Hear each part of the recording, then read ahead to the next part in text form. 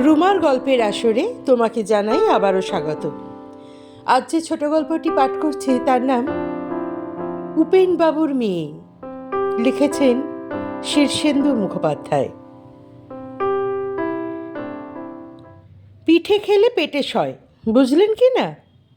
হুম, কথাটা হওয়া উচিত পেটে খেলে পিঠে সয়। ছেলেবেলা থেকেই শুনে আসছি। আপনি বিজ্ঞ মানুষ, কত কি জানেন। দুনিয়ার সব গরিবই জানে যে পেট ভরে খেতে পেলে পিঠে দু চার ঘা পড়লেও ব্যাপারটা কিছু না, আমল না দিলেই হলো। কথাটা বড় জব্বরও বটে। তবে কি না, এই শীতের সকালে হঠাৎ কোথা থেকে একটা হুড়ো বাতাসে গোকুল পিঠের গন্ধটা বয়ে নিয়ে এলো, আর আমার নোলাটাও যেন কেমন শকশক করে উঠল। মনে পড়ে গেল এমন দিনে আমার মা মাঝে মাঝে গোকুল পিঠে বানাতো। ওহ, সে যে কী খুনিয়া জিনিস তা বলে বোঝানো যাবে না। গোকুল পিঠে, হ্যাঁ তা বটে। তবে হঠাৎ এই সাত সকালে আপনার গোকুল পিঠের কথাই বা মনে হলো কেন বলুন তো? মনে পড়ার কি আর কোনো জিনিস ছিল না? দিলেন তো মুডটা খারাপ করে। বাতাসে যেমন নানা রকম খড়কুটো উড়ে আসে, স্মৃতি জিনিসটা অনেকটা তেমনই। আর কি, হাওয়া বাতাসের উপর কি আমাদের হাত আছে?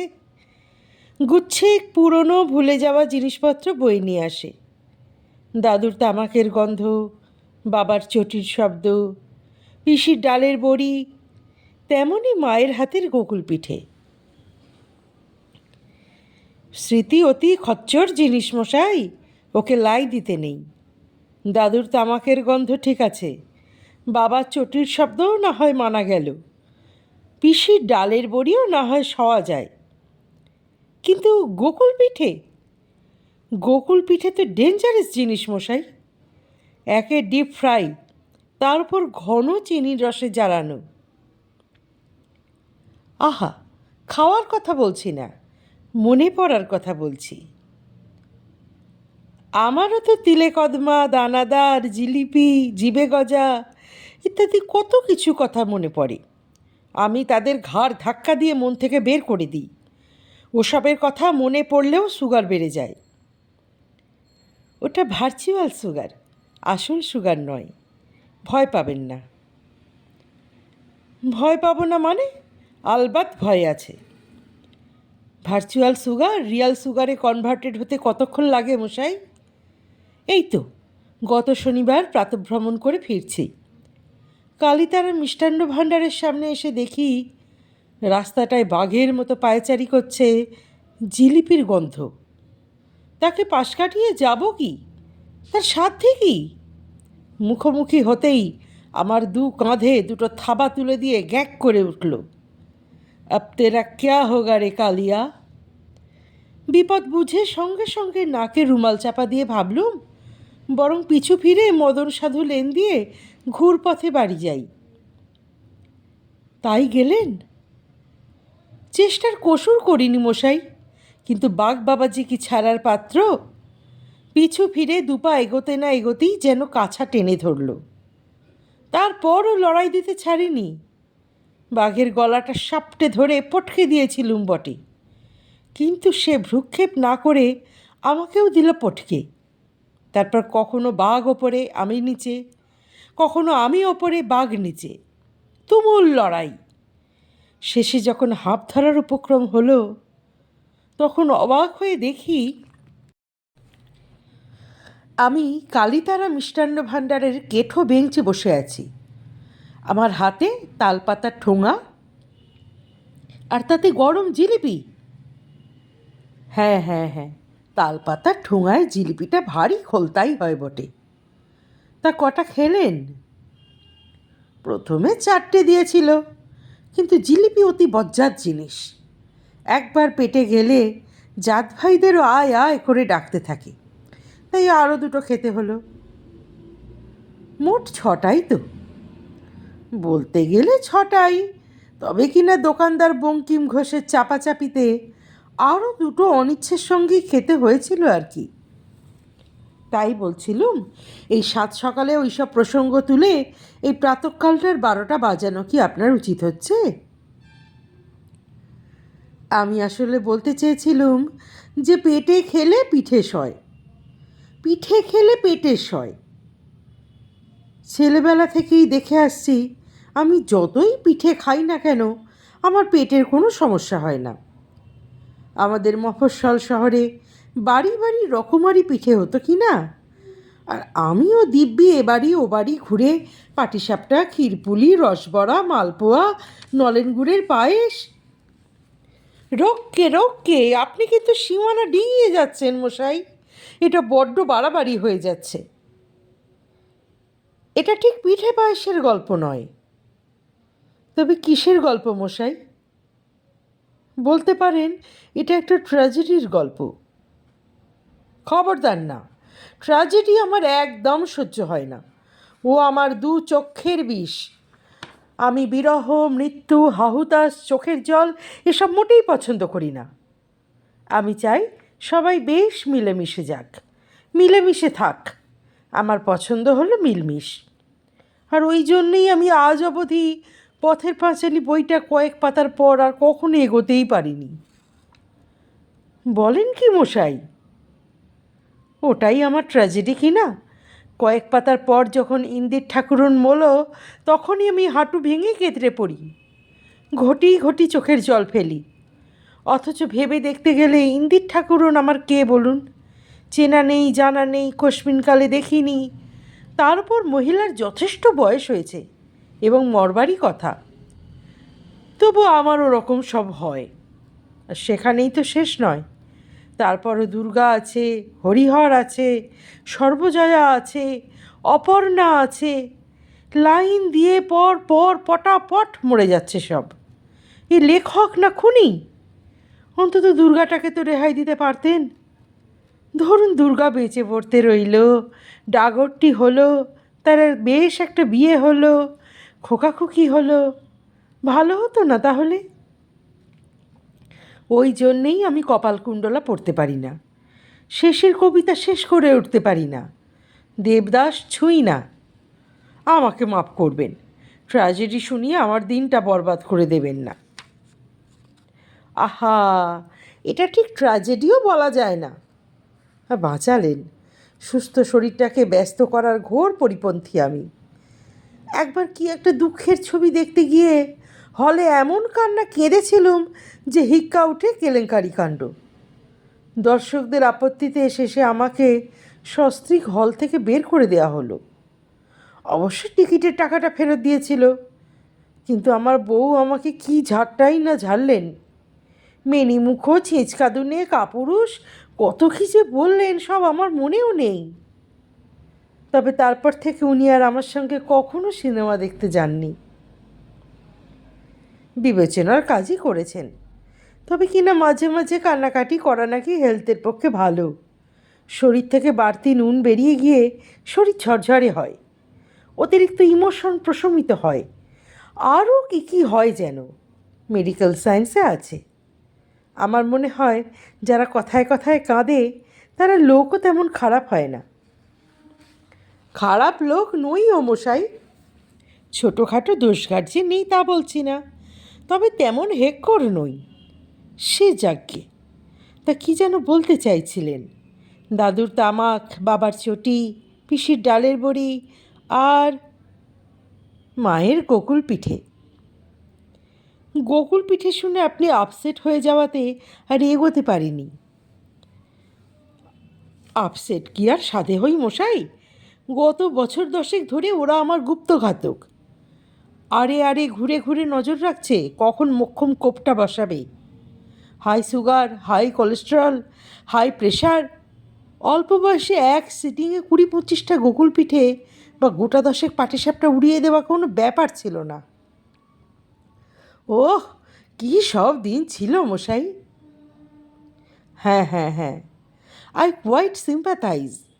এক সময়ের বন্ধুর পরে শত্রু হয়ে দাঁড়ানোটা দুনিয়ার আকছার ঘটছে।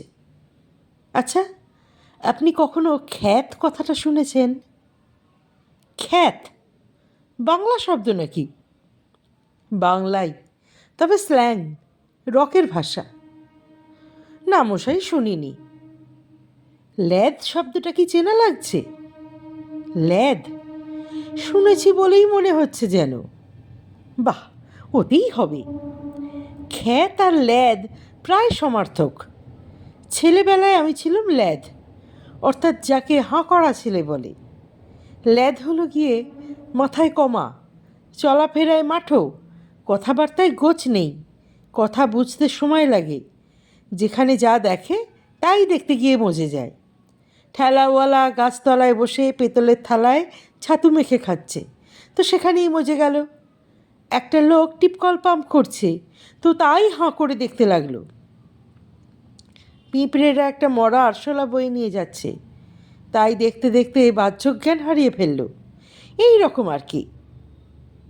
হ্যাঁ হ্যাঁ, এবার ল্যাদ মানে বেশ বুঝতে পেরেছি। একটু বোকা, তাই তো? একটু নয়, বেশ বোকা। তা নয় তাই হলো, আপনি ছিলেন ল্যাদ। আগে হ্যাঁ, আর ল্যাদেদের ট্র্যাজেডি হলো তাদের কেউই তেমন পছন্দ করে না, শুধু তাদের মা বাদে। বিশেষ করে অল্প বয়সী মেয়েদের দু চক্ষের বিষ হলো ল্যাদ। কাজরিও আমাকে তাই পছন্দ করতো না একেবারে। কাজরিটাকে? উপেনবাবুর মেয়ে। উপেনবাবুটা আবার কে মশাই? দুনিয়ায় কি উপেনবাবুর অভাব আছে? না, তা অবশ্য নেই। ধরে নিন ইনি তাদেরই একজন। বুঝেছি। তা কাজরির প্রতি কি আপনার দুর্বলতা ছিল নাকি মশাই? তাকে দেখলেই আমার বুকে দুগদুগুনি শুরু হতো, তেষ্টা পেত, কান গরম হয়ে উঠত, বীর হতে ইচ্ছা করত, 6 ফুট লম্বা হতে ইচ্ছা করত, ফিল্ম স্টার বা টেস্ট ক্রিকেটার হতে স্বাদ হতো, আত্মহত্যা করতে ইচ্ছা হতো। মনে কত রকমের যে পাগলামি মাথাচাড়া দিত তার ইয়ত্তা নেই। ইচ্ছে হতো তাকে চমকে দিতে প্যারাট্রুপার হয়ে তার বাড়ির সামনে এসে নামি, অলিম্পিক থেকে 5টা গোল্ড মেডেল জিতে আনি, ফাইটার জেটের পাইলট হয়ে যুদ্ধ করে আসি। হ্যাঁ হ্যাঁ, প্রেমে পড়লে ওরকম হয় বটে। যে আজ্ঞে, তবে কি না আমার দিকে তাকিয়ে দেখতে তার বইই গেছে। আমার ছিঁড়িটাও তো দেখতে হবে। হাড় জিরজিরে শরীর, হনু গর্তে ঢোকানো, কোটরগত চোখ, মাথায় খোঁচা খোঁচা চুল, নাক লম্বা, মাঝারি হাইট, বড় বড় দাঁত, গানের গলা নেই, ছবি আঁকার হাত নেই, ভালো ছাত্র নই, স্পোর্টসে প্রাইজ পাই না। নিজের নেগেটিভগুলো নিয়ে তখন আমার ভারী বিব্রত অবস্থা। আহা, নেগেটিভ আর কার মধ্যে নেই বলুন? অনেক বড় বড় মানুষের মধ্যেও আছে। ওসব ভেবে মুহ্যমান হয়ে পড়লে কি আর চলে? আর আপনি দেখতে তো মোটেই খারাপ নন। ও হচ্ছে বয়সের পলি, অনেক নেগেটিভ ওদের ঢেকে গেছে কি না। কিন্তু গোকুল পিঠে নিয়ে কি যেন একটা বলতে চেয়েছিলেন। যে আজ্ঞে, গোকুল পিঠের কথাই বলছিলাম। সন্ধেবেলা মায়ের কাছটিতে বসে গরম গরম গোকুল পিঠে খেতে লেগেছি। সদ্য রস থেকে তোলা পিঠে থেকে যে রস গড়িয়ে এসে আমার কনুই বরাবর নেমে আসছিল, গোকুল পিঠের কিছুই তো ফেলনা নয়, তাই আমি কনুইটা মুখের কাছে তুলে রসটা চেটে চেটে হাতের উপর দিকে উঠছিলাম। সোয়াদে তখন আমার বাহ্যজ্ঞান নেই। ঠিক সেই সময় কে যেন ভারী ঘেন্নার গলায় বলে উঠল, ইস, কেমন চাটছে দেখো ম্যাগো। আমি তাকিয়ে সেই যে বিস্ময়ে হাঁ হয়ে গেলাম, সেই হাঁ আর বন্ধ হলো না। সামনে আমার ছোট বোন পুতুলের সঙ্গে উপেনবাবুর মেয়ে দাঁড়ানো, আর আমার দিকেই চোখ কুঁচকে চেয়ে আছে।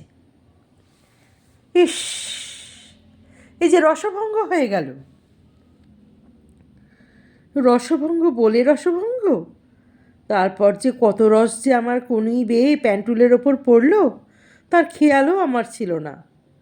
অবশ্য ততক্ষণে ওরা পাশের ঘরে গিয়ে গল্প করতে লেগেছে, আর আমি এ ঘরে গোকুল পিঠে চিবিয়ে ঘাস খাওয়ার স্বাদ পাচ্ছি। চোখে জল আসছিল, আত্মধিক্কারে বুকে হাহাকার। সত্যি ট্র্যাজিক মশাই, কিন্তু এই অসময়ে মেয়েটার এসে হঠাৎ হাজির হওয়াটা উচিত হয়নি। আমাদের ছোট্ট মফস্বল শহরে সবাই সবাকার চেনা জানা কি না, এবারই ওবারই যাতায়াত জল ভাতের মতো।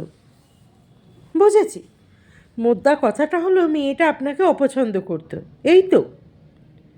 সে তো বটেই, তবে সঙ্গত কারণেই কাজরই আমাকে পছন্দও করতো না। ধরুন কেউ কোথাও নেই, আর আমি নিশ্চিন্তে দেবেশ ঘোষের কারখানার পাঁচিলের ধারে দাঁড়িয়ে পেচ্ছাপ করতে করতে পাঁচিলের গায়ে ওই পেচ্ছাপ দিয়েই ছবি আঁকার চেষ্টা করছি। এমন সময় গার্লস স্কুলের ছুটি হওয়ায় কাজরই তার বন্ধুদের সঙ্গে ওই রাস্তা দিয়েই বাড়ি ফিরছে। আমাকে ওই অবস্থায় দেখে তাদের সে কি হিহি করে হাসি। আমার পেচ্ছাপ সেই যে মাঝপথে বন্ধ হয়ে গেল, পরের ঘণ্টাখানেকের মধ্যে সে আর মুখ দেখানোর সাহস পায়নি। হে, এই যে শানকিতে বজ্রাঘাত! যা বলেছেন! হ্যাঁ, কথাতেও আছে, যেখানে ভূতের ভয় সেখানেই সন্ধে হয়। সেখানেই শেষ হলে কথা ছিল না। হয়েছিল কি, কদমতলার বিষে আমার বোন পুতুলকে প্রেমপত্র দিয়েছিল, সেটা বাড়িতে জানাজানি হয়ে যায়। একে তো প্রেমপত্র দেওয়াটা তখন অপরাধ বলে বিবেচিত হতো, তার উপর অজস্র বানান ভুল। প্রিয়তমাতে দীর্ঘ ইকার। লেখাপড়ায় লবণাঙ্কা হলেও বিষে ভালো ফুটবল খেলত, স্পোর্টসে কাঁড়ি কাঁড়ি কাপ মেডেল পেত, চেহারাটাও খারাপ ছিল না। কিন্তু পুতুলকে প্রেমপত্র দেওয়াতে তার বাবার কাছে নালিশ হয় এবং তার কালোয়ার বাবা তাকে বেধড়ক পেটায়। ঘটনাটা সেখানেই শেষ হলো না, বদলা নিতে বিষে তককে তককে ছিল। সেবার বাবুপাড়ার মাঠে প্যান্ডেল বেঁধে জলসা হচ্ছিল, আমিও দেখতে গেছি। প্যান্ডেলে যাওয়ার রাস্তায় হঠাৎ কোথা থেকে বিষে এসে আমাকে পাকড়াও করলো। তারপর কি মার মশাই, ঘুষি, কিল, থাপ্পড়, লাথি, কিছুই বাকি ছিল না, সেই সঙ্গে গালাগাল। আমি মার খেয়ে চোখে অন্ধকার দেখছিল, আর সেই অন্ধকারই আবছা দেখতে পেলাম উপেনবাবুর মেয়েও তার বান্ধবীদের সঙ্গে দাঁড়িয়ে আমার পেটাই দেখছে। তখন আমার মাথার চুল ছেঁড়া, নাক দিয়ে রক্ত পড়ছে, কপালে আলু, চোখের কোলে কালশিটে, ঠোঁট ফাটা, জামা ছেঁড়া, কি অপরূপই না দেখাচ্ছিল আমাকে। ইস, আপনার কপালটাই দেখছি খারাপ। অবশ্য মারপিট দেখতে আমারও মন্দ লাগে না। টিভিতে হিন্দি সিনেমা হলেই আমি মারপিট দেখতে বসে যাই। আসলে আমাদের সকলের মধ্যেই একটা করে ব্যর্থ বীর ঘুমিয়ে থাকে কি না? যথার্থই বলেছেন, বীর হারামজাদা কুম্ভকর্ণের মতো ঘুমোয়। বীরের সর্বদা জেগে থাকা কি ভালো? তাতে বিপদ আপদ হতে কতক্ষণ। মনে রাখবেন, এটা বীরদের যুগ নয়, গুন্ডা আর সন্ত্রাসবাদীদের যুগ। তা অবশ্য ঠিক। দুঃখের কথা কি জানেন, বেশ কয়েক বছর পর ওই বিষের সঙ্গেই সম্বন্ধ করে পুতুলের বিয়ে হয়। তখন অবশ্য বিষে তাদের পারিবারিক ব্যবসার মালিক, কোটি কোটি টাকা। এখন বিষের সঙ্গে আমার ভারী ভাব।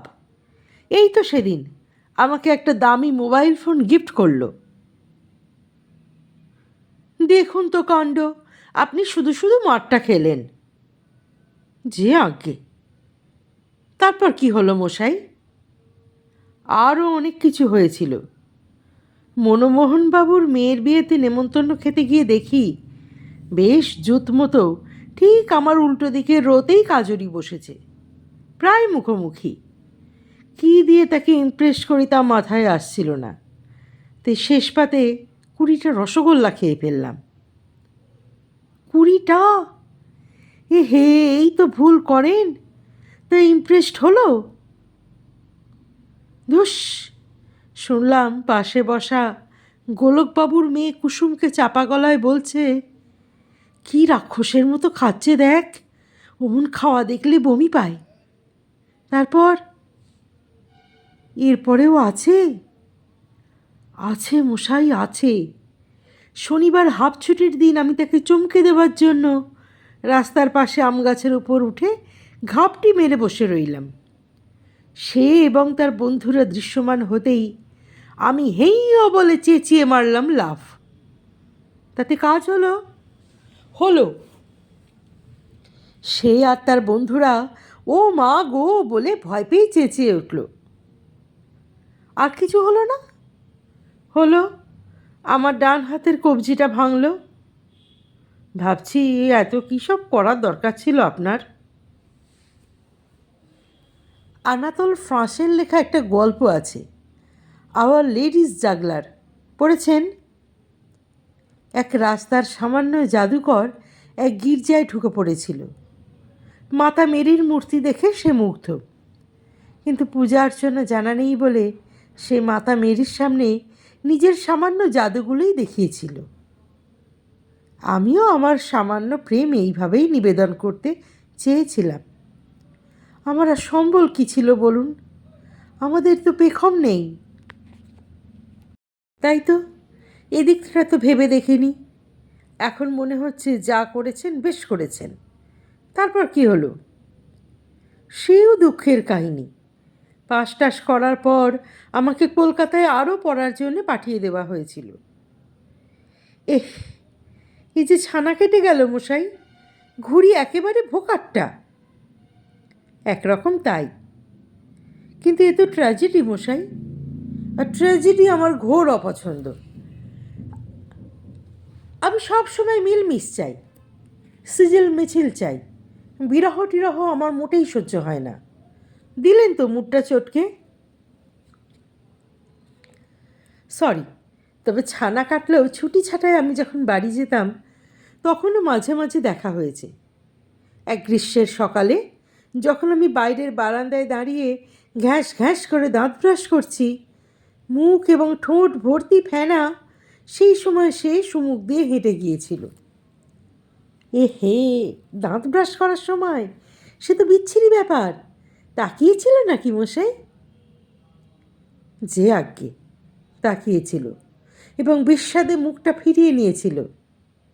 তবে দেখলাম সে দীঘল হয়েছে, শাড়ি পরে, এবং আরও সুন্দর দেখাচ্ছে তাকে, যেন মেঘ, রামধনু, কুয়াশা আর স্বপ্ন দিয়ে তৈরি। যাই বলুন, বারান্দায় দাঁড়িয়ে দাঁত ব্রাশ করাটা আপনার মোটেই উচিত হয়নি। তারপর কি হলো বলুন? সে বড় হতে লাগলো, আমিও বড় হতে লাগলাম, মাঝখানে অথই বিরহ। তারপর শুনতে লাগলাম কাজরির বিয়ের কথাবার্তা হচ্ছে। উপেনবাবু পয়সাওয়ালা লোক, মেয়েও সুন্দরী, ভালো ভালো পাত্রের সন্ধানই আসছিল। ইস, কি ট্র্যাজিক! তারপর কি হলো বলুন? তারপর একদিন যথারীতি কাজরির বিয়ে হয়ে গেল। হয়ে গেল? না মশাই না, এটা একেবারেই ঠিক হলো না। পৃথিবীর ঘটনাবলী নিয়ন্ত্রণ করার আমরা কে বলুন? ওরে ভীরু, তোর ওপরে নেই ভুবনের ভার। তো তার বিয়ের পর আপনার কি অবস্থা হলো মশাই? বুঝতে পারছেন? তবে ওই একই দিনে আমারও বিয়ে হয়ে গিয়েছিল কি না, মা বাবার পছন্দ করা পাত্রীর সঙ্গে। এখনও কি কাজরির কথা আপনার মনে পড়ে? খুব। কোথায় হারিয়ে গেল বলুন তো কাজরি? তার জন্যে এখন তো আমার আর 6 ফুট লম্বা হতে ইচ্ছা যায় না, ফাইটার পাইলট হওয়ার স্বাদ হয় না, অলিম্পিক থেকে গোল্ড মেডেল আনাবার জন্যে হন্যে হই না। ইচ্ছেগুলোই বা কোথায় পাখির মতো ডানা মেলে উড়ে গেল কে জানে। সবই বুঝলুম, কিন্তু বাতাস শুঁকে আমার কেমন যেন একটা সন্দেহ হচ্ছে। আপনার বউয়ের নাম কি বলুন তো? কাজরি, উপেনবাবুর মেয়ে।